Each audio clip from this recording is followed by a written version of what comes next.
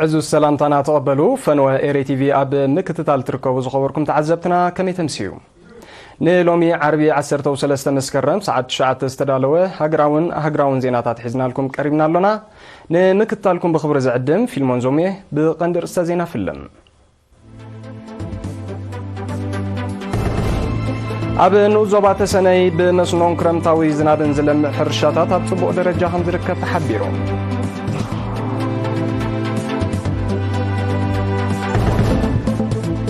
كوربوريشن زرعتن تريتن أمن زوباجين دعبر تعواج أقلقلوت محرس ذهبات تراكترات وافيرو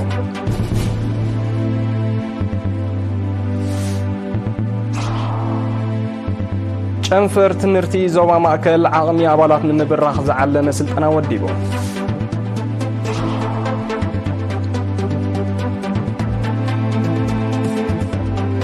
روسيان تشاينان تاوزم دنا نمدم فعزة كايدو نتفتات كسفحو ترادادين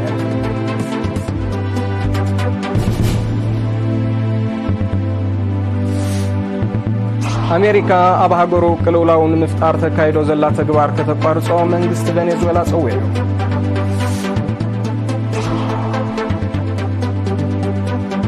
منغست روسيا بسلايوي نتفتات زخصصوم شدش دبلوماسيات بريطانيا أباريو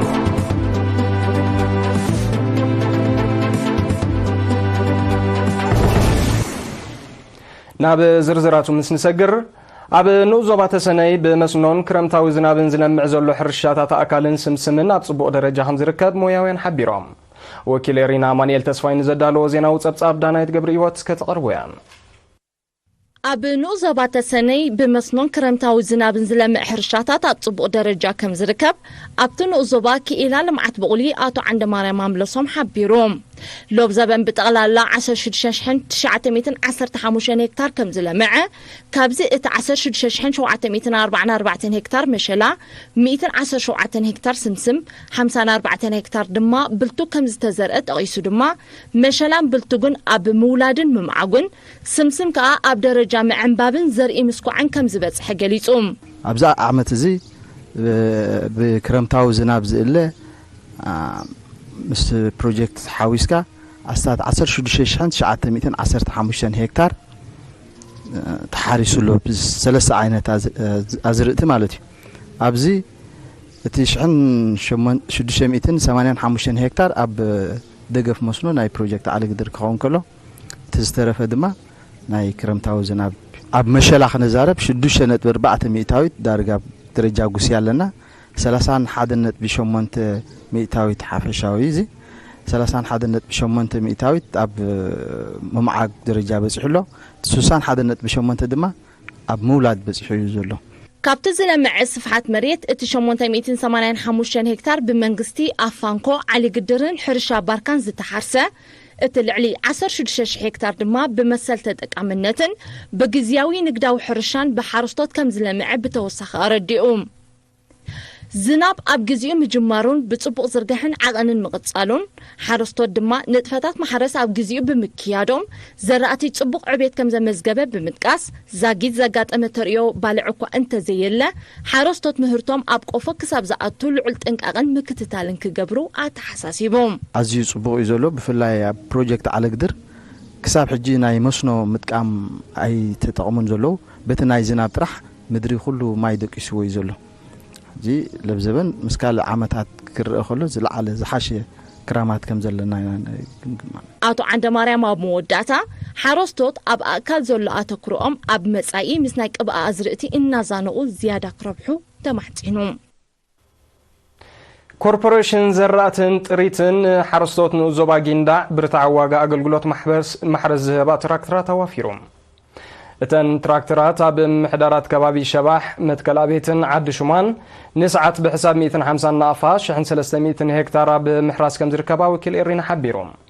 قدم حجي بخبور كفليت ناي ولك تراكترات كتقوم مصنعهم مستقاصح حارستوت ابزن 3 عامتات جن اتي كوربوريشن بسماو كفليت نزمدبلهم تراكترات تطقيمهم بطرنوف اغباب زسفح مريت كحرسوهم تتبابع غليصهم نساتهم وسيخهم كاب كبسا زورد وحيز اب عقماتهم من جريفاتهم من بقصالها سيورد بمهلاو زملكوتو اكال ناي ماشين رح حجز كغبرلهم تمحصينهم ኣብ ምሕዳራት ከባቢ ሸባሕ መትከል ኣቤትን ዓዲ ሹማን ኣእካል ፍረታትን ኣሕምልትን ክለምዕ ዝኽእል ልዕሊ 2000 ሄክታር ከም ዘሎ ዛጊታ ኣብ ጥቕሚ ዝውዕል ዘሎ ግን 1300 ሄክታር ምዃኑ ሰነዳት ቤት ጽሕፈት ሕርሻን ዞባ ጊንዳዕ የነጽር።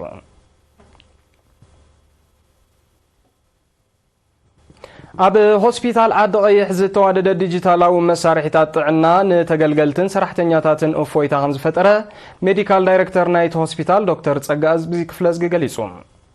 እቲ ሆስፒታል ብቁጽሪ ሞያውያንን መሳርሒታትን ዓቕምን እናደለበ ብምምጽኡ ኣብ ኣሰራርሑን ዝህቡ ኣገልግሎትን ርኡይ ምምሕያሽ ከም ተመዝገበ ዝሓበረ ዶክተር ጸጋብዝጊ ብሰንኪ ሕፅረት መሳርሒታት ናብ ኣስመራን ካልእ ሆስፒታላትን ዝለኣኽ ዝነበረ ሕሙም ኣብዚ ግዜ እዚ ዝተማልአ ኣገልግሎት ብቐረባ ይረክብ ከም ዘሎ ኣብሪሁም። ብፍላይ ኣብ ኣገልግሎታት ፊዚዮቴራፒ፣ ኦልትራሳውንድ፣ ራጅን፣ ኬሚስትሪ ደምን ርኡይ ዕቤት ተመዝጊቦ ከም ዘለውን ኣነጺሩ። ሓላፊ ምሕዳርን ፋይናንስን ናይቲ ሆስፒታል ኣቶ ክብሮም ሽማንጉስ ብወገኑ ዕላማቲ ኣብ ዓቕሚ ሰብን ዘመናዊ መሳርሒታትን ዝግበር ዘሎ ገዚፍ ወፍሪ ዜጋታት ብቐረባ ዝተማልአ ኣገልግሎት ንኽረኽቡ ከም ዝኾነን በብመድረኹ ይረጋገጽ ከም ዘሎን ገሊጹ። ሓላፊ ክፍሊ ራጂ ኣቶ ከሰተ ገብሪ ህይወት ብግድኡ እቲ ተዋዲዱ ዘሎ ዘመናዊ መሳርሒታት ስሉጥን ጽፉፍን ኣገልግሎት ኣውሒሱ ከም ዘሎ ሓቢሮም።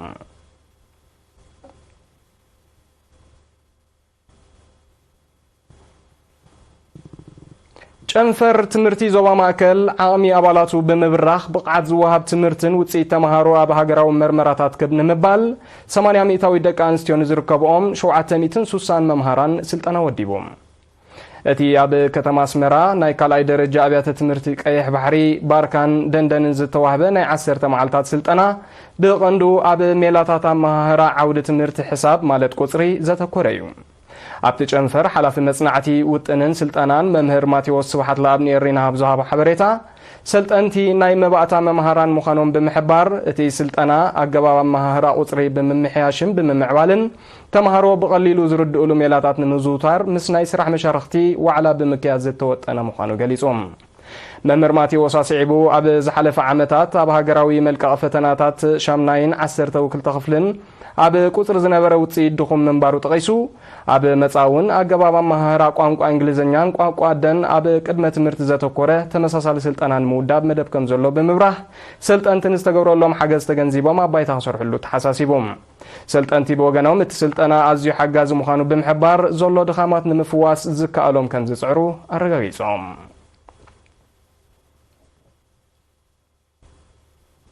ኣብ ከተማ ባሮንቱ ኣባላት ሓይልታት ምክልኻል እዚ ምዕራብን ሰራሕተኛታት ዝተፈላለዩ ኣካላት መንግስትን ብወለንትኦም ደም ለጊሶም።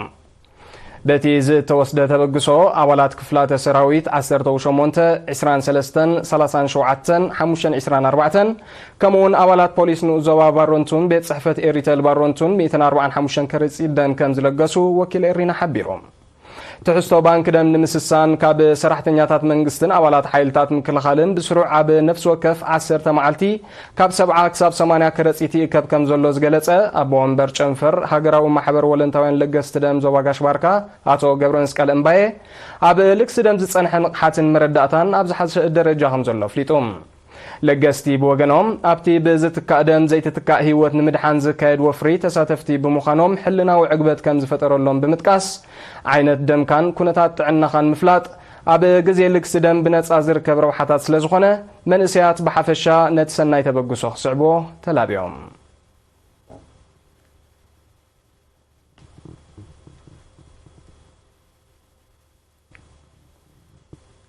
ዝስዕብ ዜናታት ሃገራት ወፃኢ እዩ ንምክታልኩም ደጊምና ብኽብሪ ንዕደም።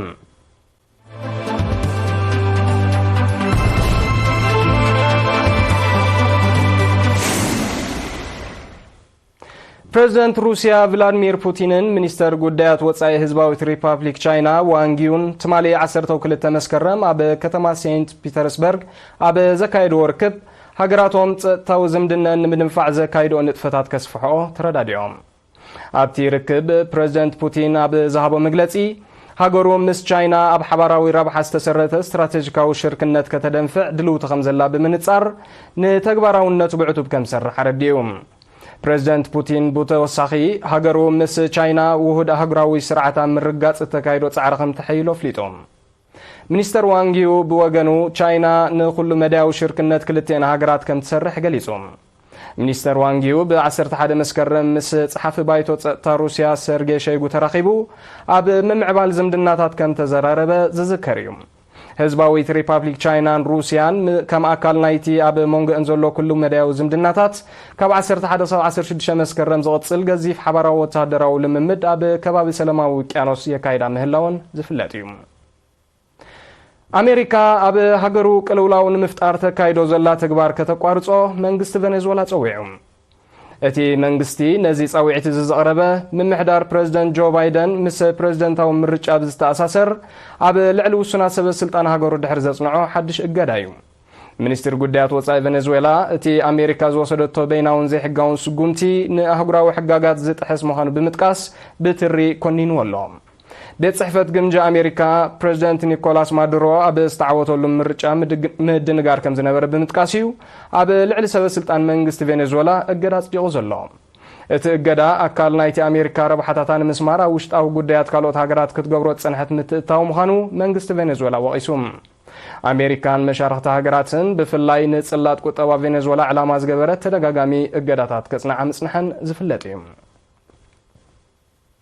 መንግስቲ ሩስያ ብስለያዊ ንጥፈታት ዝኸሰሶም 6 ዲፕሎማሰኛታት ብሪጣንያ ካብ ሃገሩ ኣባሪሩ። እቶም ኣብ ከተማ ሞስኮ ዝመደበሮም ኣባላት ኤምባሲ ብሪጣንያ ምስቲ ብሪጣንያ አንጻር ሃገሩ ተካይዶ ፖለቲካዊ ወተሃደራውን ጸጥታውን ዘመተ ዝተሓሓዝ ንጥፈታት ከካይዶ ከም ጸንሑ ሚኒስትር ጉዳያት ወጻኢ ሩስያ ገሊጹ።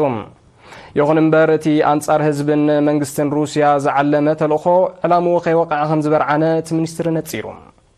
ብሪጣንያ ብዛዕባ እዚ ሩስያ ዝወሰደቶ ስጉምቲ ኣመልኪታ ዛጊት ዝኾነ ምላሽ ኣይሃበትን ዘላ። ካብ ቀንዲ መሻርክቲ ኣሜሪካ ዝኾነት ብሪጣንያ ንሩስያ ንምድራት ንዩክሬን ገዚፍ ወተሃደራዊ ደገፍ ካብ ዝገብራ ዘለዋ ሃገራት ምዕራብያ። ህዝባዊት ሪፓብሊክ ቻይናን ቡልጋርያን ቁጠባውን ንግዳውን ሽርክነተን ንምስፋሕ ክሰርዓ ተሰማሚዐን። እቲ ስምምዕ ዝተበጽሐ ሰብ መዚ ክልቴን ሃገራት ብምኽንያት መበል 75 ዓመት ምምስራት ዲፕሎማስያዊ ዝምድነአን ኣብ ከተማ ሶፊያ ቡልጋርያ ኣብ ዘካይድዎ ርክብ እዩ።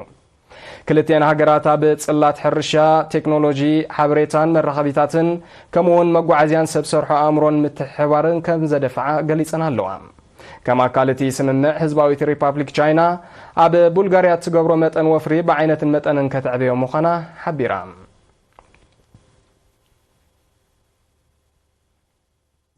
ውድብ ንግዲ ዓለም ንንግዳዊ ንጥፈታት ፖለቲካዊ መልክዕ ተትሕዞ ብልዕሊ ዘላ ኣሜሪካ ጸቕጢ ክገብር ህዝባዊት ሪፓብሊክ ቻይና ጸዊዓ።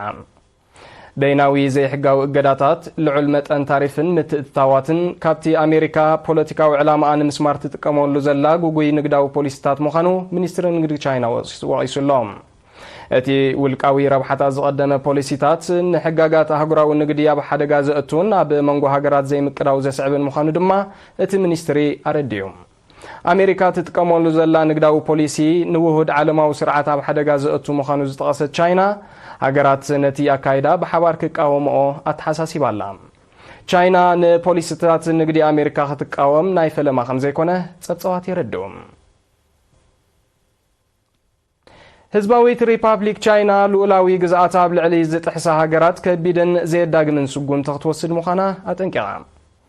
ቻይና ነዚ ሓበረት ኣሜሪካን መሻርክታን ኣብ ባሕሪ ደቡብ ቻይና ዘካይዶ ዘለዋ ተኽታኺ ወተሃደራዊ ንጥፈታት ነቲ ከባቢ ኣብ ጸጥታዊ ቅልውላዊ ሸሞ ከም ዘሎ ኣብ ዝግለጸሉ ዘሎ እዋን እዩ። ንሰላምን ርግኣትን ባሕሪ ደቡብ ቻይና ከም ትሰርሕ ዝገለጸት ቻይና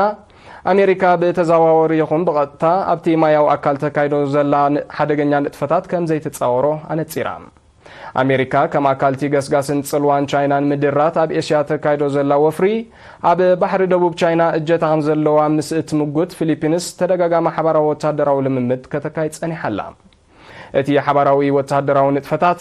ብእጀታ ናይቲ ማያዊ ኣካል ተፈጢሩ ዘሎ ዘይምቅዳው ብዘተ ኸይዓርፍ ዕንቅፋት ይፈጥር ከም ዘሎ ናይ ቀረባ ተዓዘብቲ ይጠቕሱ። ጉዳይ ባሕሪ ደቡብ ቻይና ንኣሜሪካ ከም ዘይምልከት እትገልጽ ቻይና ዝምልከተን ኣባል ሃገራት ነቲ ጉዳይ ክዝትያሉ እያ ክጽውዕ ጸኒሓ። ቻይና፣ ፊሊፒንስ፣ ማሌዥያ፣ ኢንዶኔዥያ፣ ቪየትናም፣ ታይላንድን ብሩነይን ኣብቲ ስትራቴጂካዊ ማያዊ ኣካል እጀታ ከም ዘለወን ዝምጉታ ሃገራት እየን። ምምሕዳር ክፍለ ሃገር ካሊፎርኒያ ብሰንኪ ብርቱዕ ባርዕ መሮር ህጹጽ ናይ እዋን ሓደጋ ድንጋጊ ኣዊጁ። በቲ ብ8 መስከረም ዝተበገሰን ብሰፍሐ መልክዑ ዝቕጽል ዘሎም ባርዕ ልዕሊ 20,000 ሄክታር ጫካ ከም ተሃሞኸ ዝጠቕሱ ጸብጸባት ንምቁጻሩ ዘካየድ ዘሎ ስርሒት ዛጊት ዝጥቀስ ውጽኢት ከም ዘይተረኸቦ ረዲኦም ኣቲ ስርሒት ልዕሊ 6,000 ሰራሕተኛታት መጥፋእቲ ሓዊ 10ታት ሄሊኮፕተራትን ይሳተፉ ምህላዎም ምምሕዳር ክፍለ ሃገር ካሊፎርኒያ ገሊጹ እቲ ኣብ ውሱን ከባቢታት ካሊፎርኒያ ጀመረ ባርዕ ናብ ሰፊሕ ክፋል ናይታ ክፍለ ሃገር ይልሕም ስለ ዘሎ ክሳራታት ክዛይድ ከም ዝኽእል ይጥቀስ ካሊፎርኒያ ክሊማዊ ምምዝባል ብዝጠንቁ ሓደጋታት ባርዕ መሮር ብተደጋጋሚ ካብ ዝጥቃዓ ክፍለ ሃገራት ኣሜሪካ እያ ዜናታት ንምዝዛም ኣርእስተ ዜና ከድግመልኩም ኣብ ንኡዞባ ተሰነይ ብመስኖን ክረምታዊ ዝናብን ዝለምዕ ሕርሻታት ኣብ ጽቡቕ ደረጃ ከም ዝርከብ ተሓቢሮም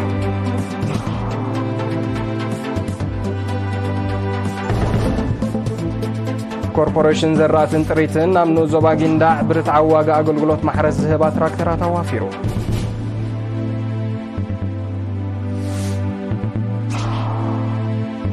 ጨንፈር ትምህርቲ ዞባ ማእከል ዓቕሚ ኣባላት ንምብራኽ ዝዓለመ ስልጠና ወዲቡ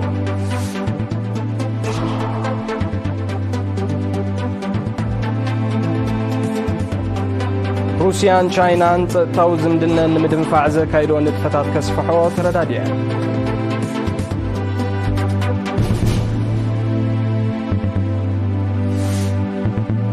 ኣሜሪካ ኣብ ሃገሩ ቅልውላውን ምፍጣር ተካይዶ ዘላ ተግባር ከተቋርጾ መንግስቲ ቬኔዙዌላ ጸወዩ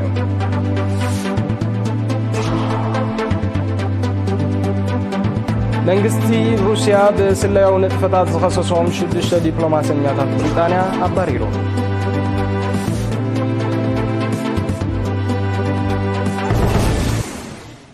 ነዚ ሰዓት እዚ ዝተዳለወ ዜናታት ተዛዚሙሎ ምስተሮፍ መደባትና ናሓድገኩም ብወገነይ ብሮምሸት